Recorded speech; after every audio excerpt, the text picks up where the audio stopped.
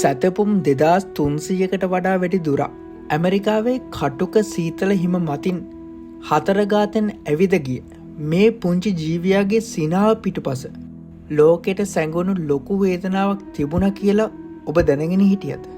මේ තමයි ආලෝක. ලෝක සාම පාගමනේ ඉදිරියෙන්ම යන සාමයේ දූතයා. හැමෝම ඔහුගේ දැස්වල තිබුණු සතුට දැක්කත් ඒ පාදවල තිබුණු බරපතල වේදනාව කවුරුත් දැක්කේ නැහැ. මේ කතාව පටන් ගන්නේ ඇමරිකාවෙන් නෙවෙයි, ඉන්දියාවේ දූවිලි පිරුණු වීදිවලින්. ආලෝකා කියන්නේ දවසක ඉන්දියාවේ පාරක අසරණව මරණය අභියෝගයට ලක් කරලා හිටපු වීදි සුනකෙක්.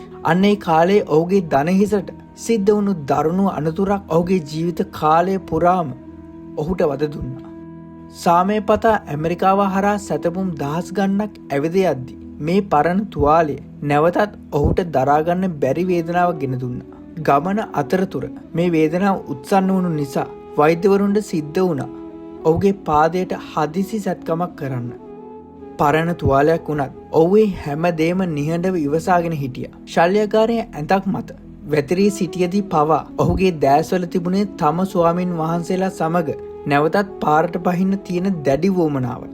මරණය අභියෝගයට ලක් කරමින් සත්කමෙන් දින කිහිපයකට පස්සේ වෙළුම්පටි සහිතවම ඔහු නැවතත් ගමන ආරම්භ කරා.